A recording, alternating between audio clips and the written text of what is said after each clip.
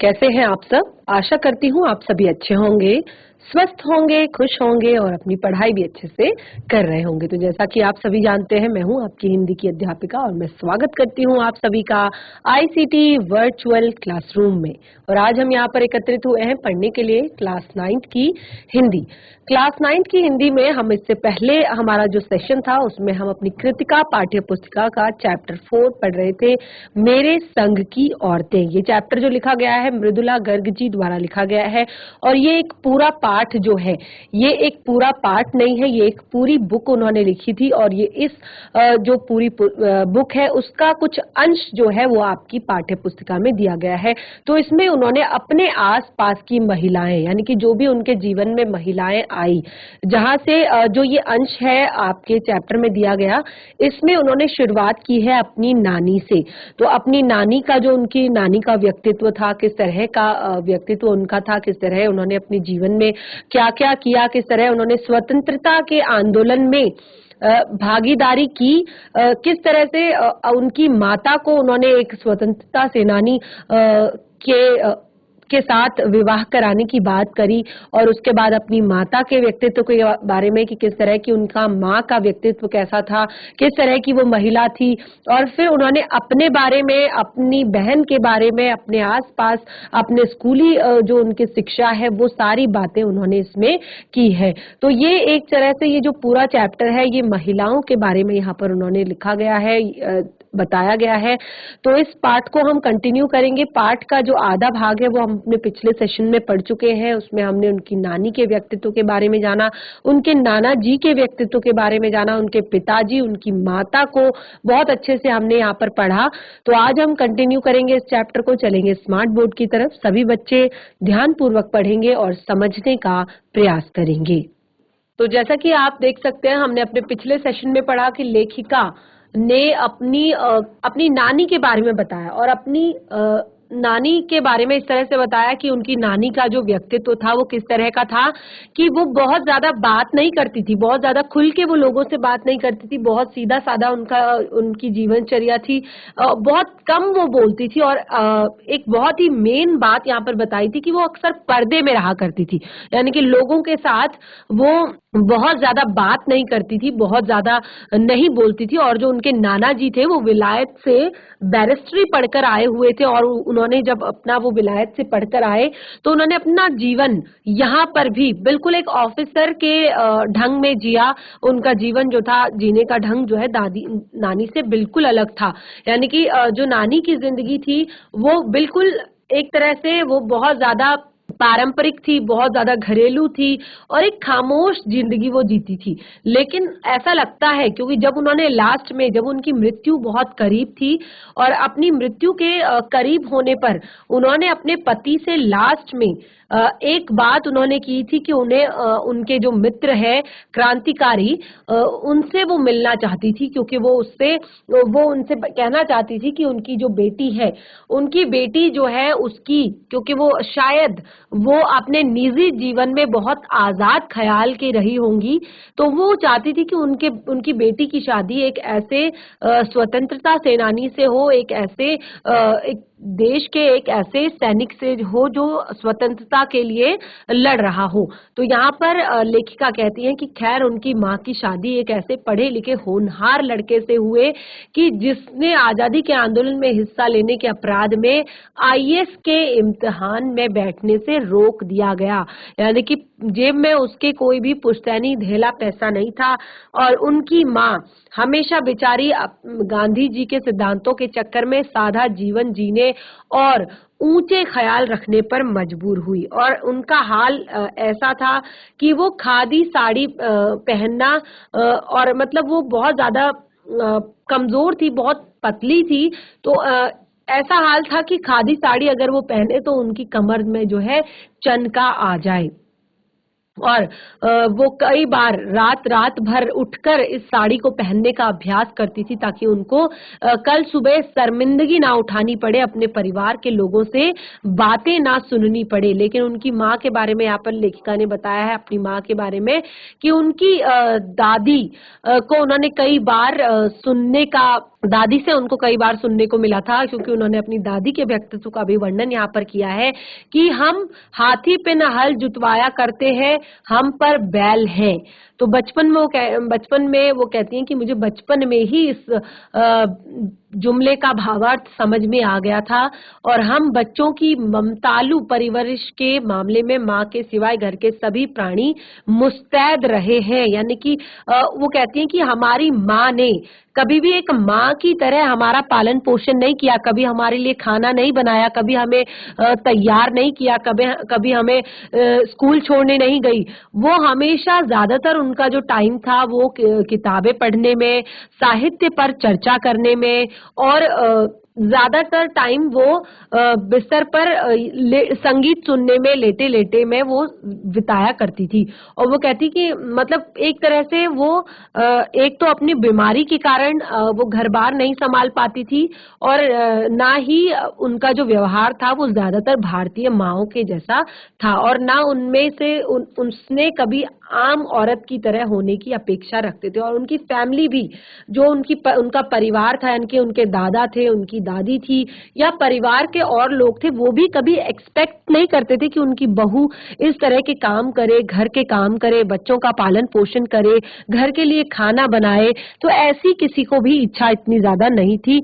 और क्योंकि उनमें सबसे उनमें सबकी इतनी श्रद्धा क्यों थी? क्योंकि जबकि पत्नी और माँ बहू के किसी प्रचारित कर्तव्य का पालन वो कभी नहीं करती थी। और साहबी खानदान के रौब के अलावा मेरी समझ में दो ही कारण आए थे कि पहला कि वो कभी भी झूठ नहीं बोलती थी, और दूसरा गोपनीय बात को दूसरे पर जाहिर नहीं होने देती थी। यानी कि वो कहती है लेखिका कि मेरी माँ को इतना सब कुछ था, यानी कि परिवार, मेरी माँ कभी भी काम नहीं करती थी, वो एक नॉर्मल महिला की तरह ना तो कभी बच्चों के लिए खाना बनाती थी, कभी परिवार की ना तो हेल्प करती थी। तो इस वजह से कि उनके जो नाना थे उनमें एक साहबी रौब था, क्योंकि वो बैरिस्ट्री पढ़कर आए हुए थे, और इस तरह की परवरिश उन्होंने अपनी बेटी को दी थी। तो पढ़ने लिखने के अलावा वो ज्यादातर काम नहीं करती थी, ज्यादा काम नहीं करती थी। और दूसरा वो कहती थी कि दो आदतें मुझे अपनी माँ की पता थी, कि सबसे बड़ी बात कि वो कभी भी झूठ नहीं बोलती थी, और दूसरा कि अगर किसी की गोपनीय बात, यानी कि किसी का कोई सीक्रेट है, तो वो कभी किसी के दूसरे के सामने उसे जाहिर नहीं होने देती थी। और यही अब वो कहती है कि बचपन में हमारे घर में भी किसी की चिट्ठी आने पर कोई उनसे यह नहीं पूछता था कि उसमें क्या लिखा है, भले ही वह एक बहन की दूसरे बहन के नाम ही क्यों ना हो। तो अब यहाँ पर वो लेखिका बताती है अब अपनी बहनों के बारे में, अपने परिवार के बारे में। तो लेखिका कहती है कि हम 3 बहनें और छोटा भाई लेखन के हवाले हो गए, यानी कि लेखन कार्य करने लगे। लीक से खिसके अपने पूर्वजों में माँ और नानी ही रही होती तो गनीमत रहती, पर अपनी एक परदादी भी थी जिन्हें कतार से बाहर चलने का शौक था। वो बताती हैं कि लीक से हटके जैसे महिलाओं के बारे में जो सोचा जाता है, महिलाओं के बारे में जो एक लोगों की सोच होती है कि उनका काम घर संभालना, बच्चों का पालन पोषण करना, खाना बनाना, परिवार के लिए काम करना, हर समय सबके लिए उपलब्ध रहना, और सबके कारण अपनी नींद, अपना आराम, अपना चैन खोना। तो ये एक महिलाओं के लिए एक सोच होती कि वो सबके लिए अपना इस तरह से निस्वार्थ भाव से वो सबके लिए काम करती हैं। लेकिन लेखिका कहती है कि इस लीक से हटकर, जो ये एक लीक बनी हुई है, इससे हटकर अपने पूर्वजों में वो अपनी माँ और नानी की बातें तो कहती ही है, और साथ में वो कहती है कि एक परदादी भी थी जिन्हें लीक से हटकर चलने का शौक था। क्योंकि जैसे उन्होंने यहाँ पर बताया था कि उनकी जो परदादी थी, कि उनकी जो पोतहू यानी कि उनकी बहू के बेटे का जो बेटे की जो वाइफ है, यानी कि उनके पोते की जो बहू होगी, तो वो देखिए बहुत कम हमेशा लोग अक्सर जब महिला जब गर्भवती होती है तो सभी लोग ये कामना करते हैं कि लड़का होना चाहिए, पुत्र पैदा होना चाहिए। तो लेकिन उनकी जो परदादी थी, उनका एक अलग ही उनकी एक विचारधारा थी। वो भगवान के मंदिर में जाकर वो मन्नत मांगती थी, वो प्रार्थना करती थी कि जो उनकी पोतहू हो, उन्होंने मन्नत मांगी थी मंदिर में जाकर कि उनकी जो पोतहू है उसका पहला बच्चा अगर हो तो वो वो लड़की ही हो, यानी कि वो हमेशा चाहती थी, क्योंकि अक्सर ये आज के टाइम में जब हमारा देश इतना ज्यादा आगे बढ़ चुका है, विकसित हो चुका है, लड़का लड़की में कोई फर्क नहीं किया जाता। यहाँ पर आजकल लड़कियां भी मतलब पुरुषों से कंधा मिलाकर काम कर रही है, हर जगह वो अपने आप को साबित कर रही है। तो तब भी कहीं न कहीं जब किसी के यहाँ इस तरह की सिचुएशन होती है तो सब एक ही मन्नत मांगते हैं, सब एक ही चीज सोचते हैं कि अगर पहला बच्चा है तो लड़का हो जाए तो ठीक है, पहला बच्चा है लड़का हो जाए तो ठीक है। लेकिन इतनी पुरानी वो परदादी की बात बताती हैं कि वो इतनी अलग एक महिला थी कि वो हमेशा सोचती थी कि अगर मेरी पोतहू का पहला बच्चा हो तो यहाँ पर हमेशा लड़की होनी चाहिए, और इसके लिए उन्होंने इस गैर रिवायती मन्नत को मांगकर भी उन्हें चैन नहीं पड़ा। और अब उन्होंने भगवान और अपने बीच एक पोशीदा रखने के लिए उन्होंने एक सरेआम एक ऐलान भी किया, जिससे लोगों के मुंह खुले के खुले रह गए कि उन्होंने कहा कि जो हमारा खानदान है यहाँ पर पुश्तों से कोई भी लड़की नहीं हुई है। इसीलिए उन्होंने कहा कि माँ बेचारी जो कन्यादान के पुण्य के अभाव को पूरा करने के चक्कर में थी, मतलब उन्हें था कि वो कन्यादान कर पाए। तो ये बहुत बड़ा एक दान माना जाता है, और वो हर रोज जब भी वो मंदिर में जाती थी इस मन्नत को वो दोहराती रहती थी। इस मन्नत को वो इस तरह से भगवान से मांगती थी जैसे भगवान से उनका डायरेक्टली तार जुड़ा हुआ हो। वो इस तरह से भगवान से बातें करती थी, इस तरह से भगवान को अपनी ये मन्नत बताती थी। तो वो कहती है कि मेरी दादी तो पहली मर्तबा में ही तैयार हो गई थी कि गोद में खेलेगी तो पोती ही, पर माँ की आरजू जिस कदर रंग लाई उसका उन्हें भी कोई गुमान ना रहा होगा। वो बताती है कि लड़की की गैर वाजिब जुस्तजू लड़की की गैर वाजिब जुस्तजू भगवान कुछ ऐसी ही अफरा तफरी में आ गए कि एक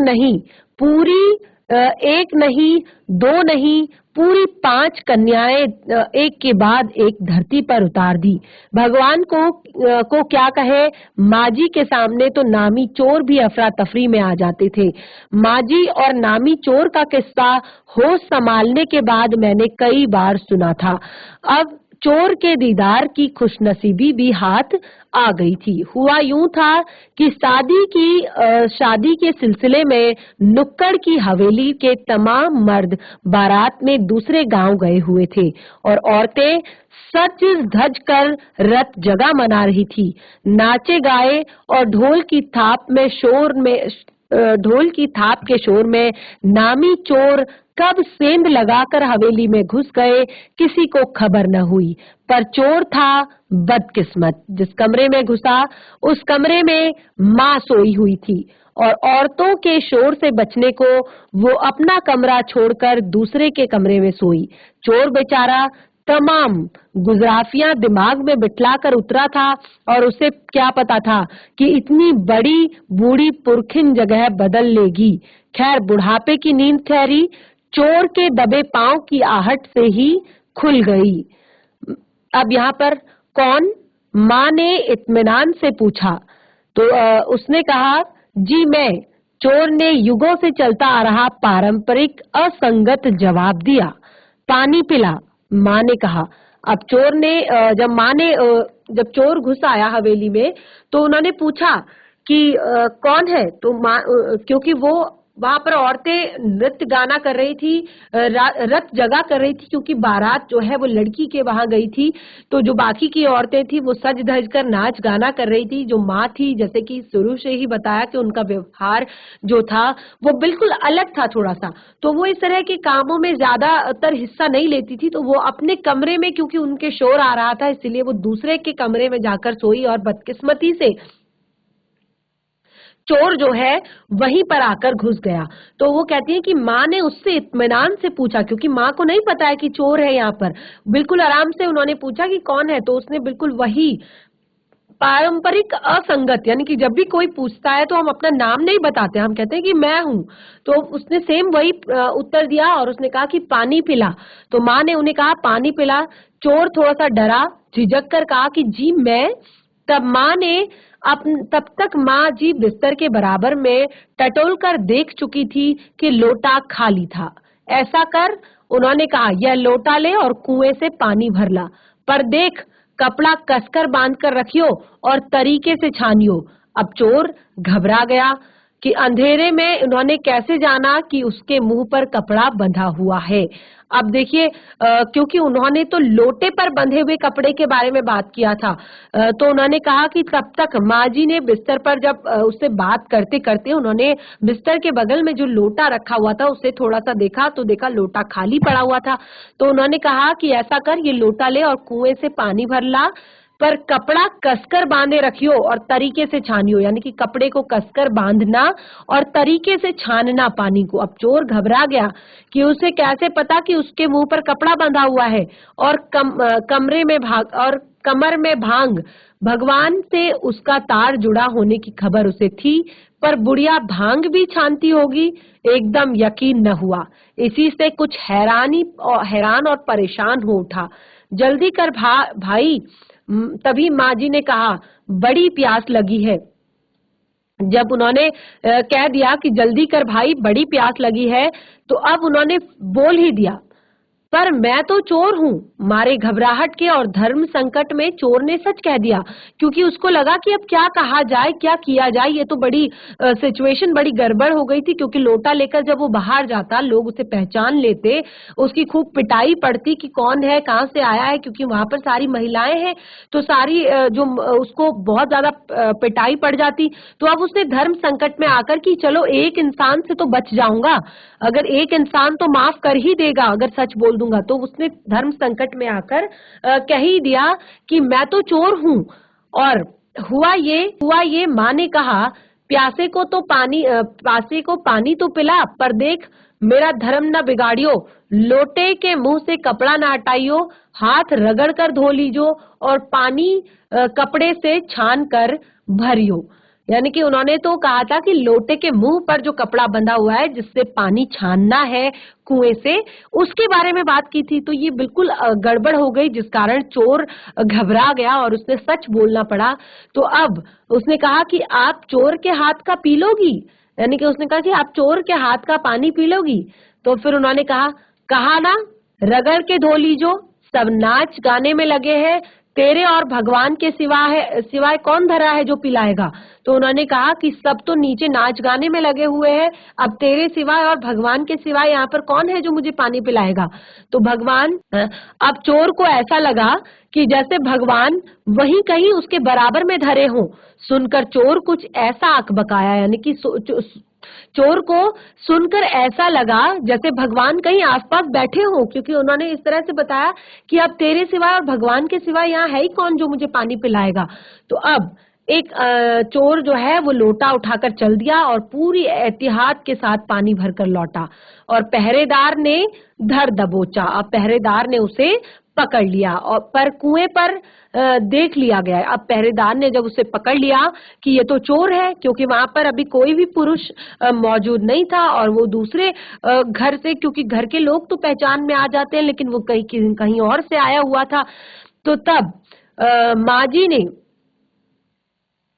जी ने लोटे का आधा पानी खुद पीकर बाकी चोर को पिला दिया और कहा, एक लोटे से पानी पीकर अब हम माँ बेटे हुए, अब जा, चाहे तू चोरी कर चाहे खेती कर। अब उसने कहा कि अब हम एक लोटे से पानी पीकर माँ बेटे हो गए हैं, अब तू चाहे चोरी कर, अब तू चाहे खेती कर। बेटा बेचारा किस लायक रहा होगा, सो रोमांचक धंधा छोड़कर खेती से लगा।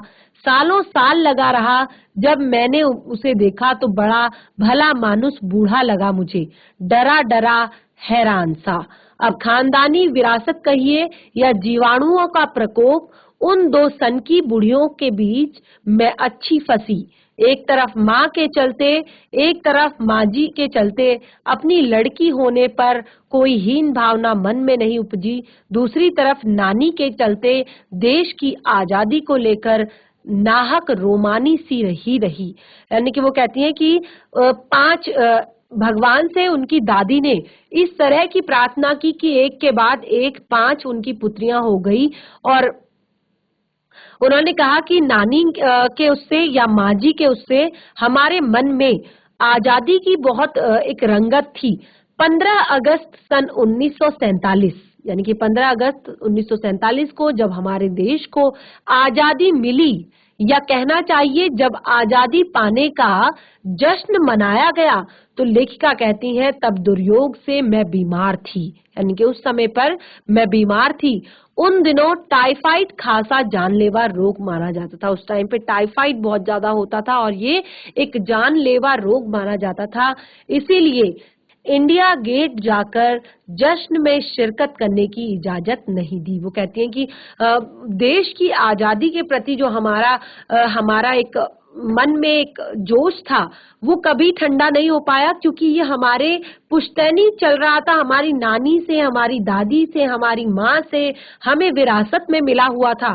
तो जब हमारा देश 15 अगस्त 1947 को हमारे देश को आजादी मिली, कहें तो आजादी का जश्न जब हमारे देश में मनाया जा रहा था, तो लेखिका कहती हैं कि उस समय दुर्योग से मैं थोड़ा सा बीमार थी और टाइफाइड उस समय की एक जानलेवा बीमारी मानी जाती थी। और वो कहती हैं कि इस समय पर मेरे तमाम रोने धोने के बावजूद मुझे इंडिया गेट जाकर जश्न में शिरकत होने की इजाजत नहीं दी गई, क्योंकि डॉक्टर कौन थे?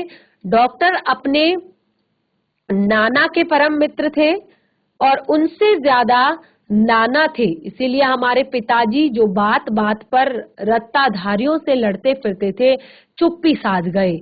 मैं बस बदस्तूर रोती कलपती रही। क्या कोई बच्चा इकलौती गुड़िया के टूट जाने पर रोया होगा?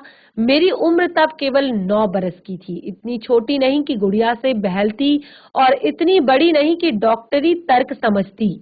तंग आकर पिताजी मुझे ब्रदर्स कारामजोव उपन्यास पकड़ा गए। तो ये ब्रदर्स कारामजोव, तब उनके पिताजी जो है वो इसके लेखक प्रसिद्ध रूसी उपन्यासकार दस्तोवस्की हैं। तो ये एक उन्हें उपन्यास उनके पिताजी पकड़ा कर गए और किताबें पढ़ने का मुझे मिराक था, यानी कि एक मानसिक रोग कह सकते हैं। तो लेखिका कहती है क्योंकि उनकी माँ से उन्हें ये विरासत में मिला था, उनकी माँ अक्सर किताबें पढ़ती रहा करती थी, तो उन्होंने कहा कि किताबें पढ़ने का मुझे मिराक था, मानसिक रोग कह सकते हैं था। सो जब कुछ देर बाद मैंने देखा कि पिताजी जी को छोड़कर घर के बाकी सब प्राणी पलायन कर चुके थे और पिताजी दूसरे कमरे में बैठे अपनी किताबें पढ़ रहे थे, तो तब वो लेखिका कहती है कि रोना धोना छोड़कर मैंने भी किताब खोल ली। एक बार शुरू कर लेने पर मुझे इतनी मोहलत नहीं दी गई कि दोबारा रोना शुरू किया जाए। मोहलत यानी कि फुर्सत या अवकाश। वो कहती हैं कि जब मैंने एक बार किताब को पढ़ना शुरू किया, तो तब मुझे इतना समय नहीं मिला कि मैं दोबारा रोना शुरू करूं या कोई और काम पकड़ूं। और उस वक्त, तब लेखिका कहती है कि उस वक्त ब्रदर्स कारामजोव मुझे देने में क्या तुक थी, तब मेरी समझ नहीं आया। यानी कि लेखिका कहती है कि इतनी बड़ी बुक मुझे देने का कोई तुक नहीं था उस समय पर, क्योंकि केवल मैं रो रही थी और मुझे पढ़ने का शौक था, तो इसीलिए शायद मुझे ये दे दी गई थी।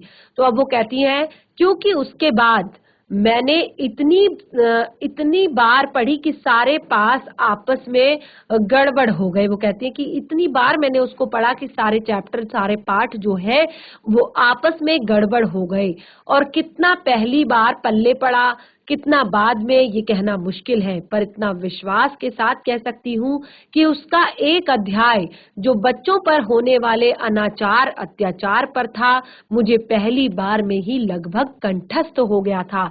उम्र के हर पड़ाव पर वह मेरे साथ रहा और मेरे लेखन में महत्वपूर्ण प्रभाव, मेरे लेखन के एक महत्वपूर्ण भाग को प्रभावित करता रहा। जैसे जादू कालीन का मेरा नाटक नहीं, वे 3 किलो की छोरी जैसी कहानियां, कठ गुलाब उपन्यास के कई अंश। तो वो कहती हैं कि जो उन्होंने यहाँ पर अपने कुछ लेख दिए हैं, कुछ जो उन्होंने लेखन कार्य किया है उसके नाम कुछ यहाँ पर दिए हैं। तो वो कहती है कि उस समय मुझे नहीं पता चला कि मुझे ये उपन्यास क्यों पकड़ाया गया है पढ़ने के लिए, क्यों मुझे ये दिया गया है। क्योंकि एक वजह तो ये थी कि वो रो रही थी, बहुत ज्यादा जिद कर रही थी, वो केवल 9 वर्ष की थी। वो मतलब इतनी ज्यादा छोटी नहीं थी कि उन्हें गुड़िया लाकर दे दी जाए और वो खेल लें और वो खुश हो जाएं, और इतनी बड़ी नहीं थी कि उन्हें डॉक्टर के दिए गए जो तर्क है वो समझ में आ सके। तो उनके पिताजी ने एक नया विचार रखा कि उन्हें एक उपन्यास पकड़ा दिया, और वो कहती है उस उपन्यास को मैंने लगभग 3 से 4 बार पढ़ा, लेकिन इतना पढ़ा कि सारे चैप्टर, सारे पाठ जो है वो गड़बड़ हो गए, आपस में घुल मिल गए। लेकिन एक चैप्टर जो बच्चों पर होने वाले अत्याचार के ऊपर था, बच्चों पर होने वाले अनाचार के ऊपर था, वो मुझे कंठस्थ हो गया, और उसने मेरे लेखन के एक महत्वपूर्ण भाग को प्रभावित किया हर बार। अब वो कहती है माँ जी की मन्नत का असर होगा कि मैं नहीं, मेरी चारों बहनें भी लड़की होने के नाते किसी भी हीन भावना का शिकार नहीं हुई। अब लेखिका कहती है कि माँ जी की मन्नत का असर रहा होगा, यानी कि वो अपनी माँ की मन्नत के असर के बारे में कहती है कि मैं ही नहीं, मेरी चारों बहनें भी लड़की होने के नाते कभी भी उनको हीन भावना का शिकार वो नहीं हुई, और परदादी की परंपरा को बरकरार रखते हुए भी लीक पर चलने से भी इनकार किए रही। यानी कि उनकी जो परदादी थी, उनकी परंपरा पर चलते हुए वो भी हमेशा लीक से हटकर काम करने पर उन्होंने कुछ इनकार नहीं किया। यानी कि उन्होंने ऐसा नहीं अपनाया कि 4 बहनें हैं या 5 बहनें हैं, कैसे इनकी शादी होगी, कैसे घरों में ये जाएंगी, इनको भी घर संभालना पड़ेगा, या इनको 4-5 बहनें हैं तो इनको पढ़ाई लिखाई उतनी ज्यादा नहीं करानी चाहिए, कैसे इनकी शादी होगी।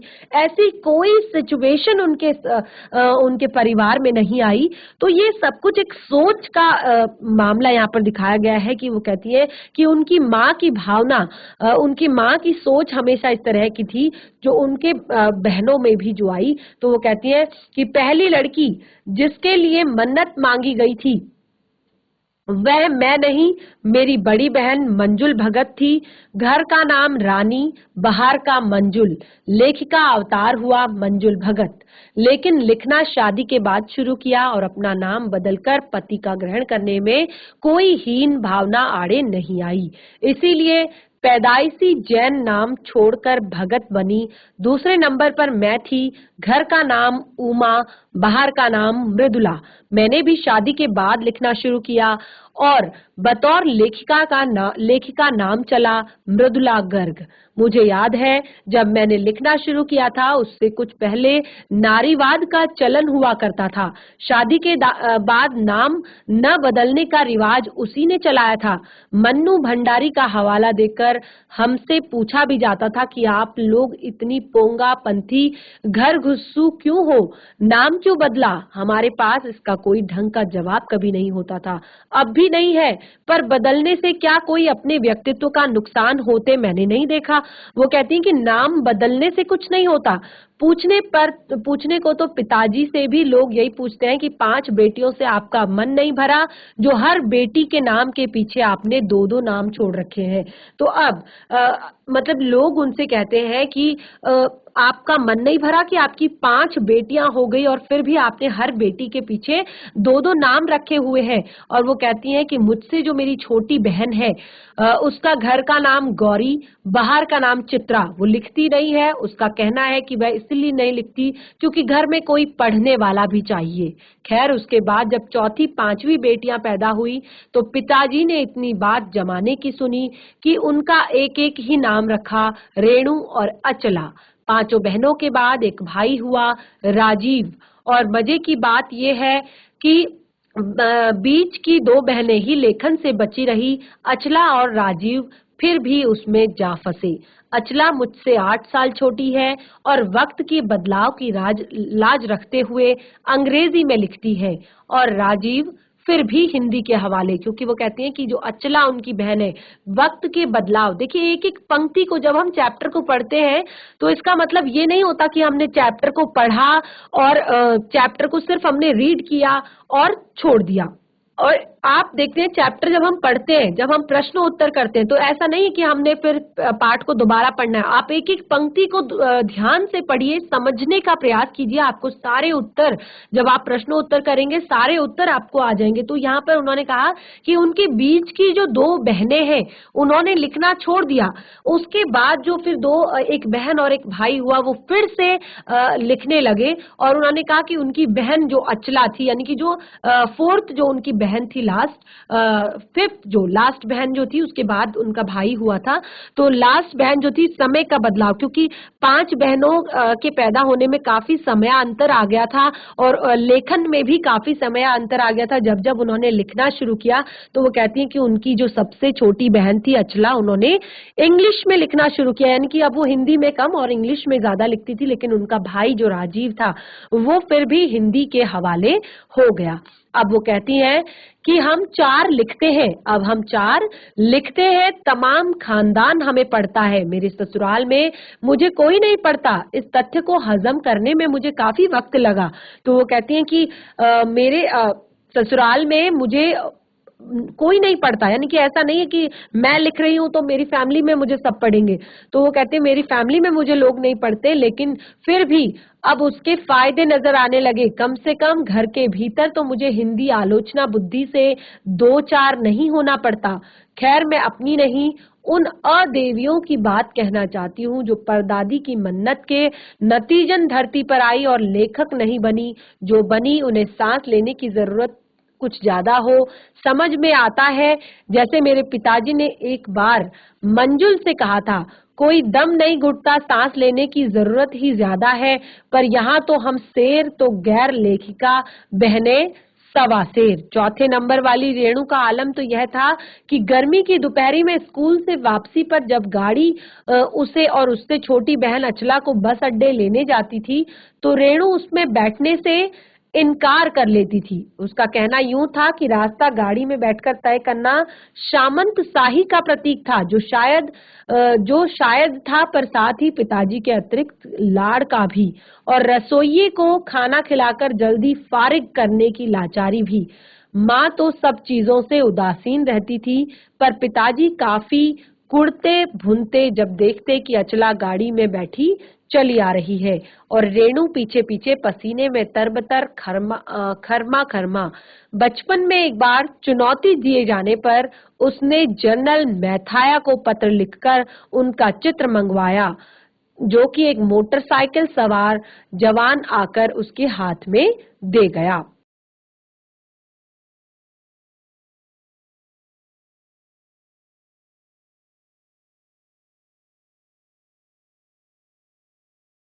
तो बच्चों, इस तरह से आपने देखा मृदुला गर्ग जी द्वारा लिखा गया ये चैप्टर कितना ज्यादा इंटरेस्टिंग है। इसमें महिलाओं के लिए कितनी अच्छी अच्छी जो बातें उन्होंने बताई, अपने परिवार की जो सोच एक उन्होंने बताई, किस तरह से उन्होंने जो उनकी जो 5 बहनें, वो 5 बहनें जो हैं उनके बारे में उन्होंने बताया कि किस तरह का उनका लेखन में वो किस तरह से आई और उनका भाई किस तरह से लेखन में आया। और चैप्टर अभी हमारा कंप्लीट नहीं हुआ है, अपने चैप्टर को कंप्लीट करेंगे हम नेक्स्ट सेशन में। आज के लिए इतना ही, तब तक के लिए धन्यवाद। आपका दिन शुभ हो।